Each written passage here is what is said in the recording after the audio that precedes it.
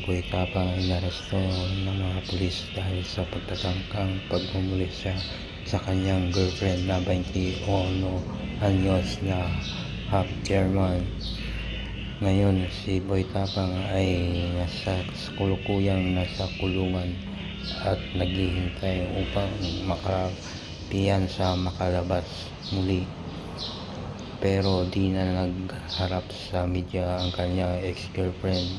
Pero ang sabi ni Boy Tapang, kung sinasaktan niya ang kanyang girlfriend, dapat mayroon siyang mga pasa sa katawan at mga galos at mga pilay.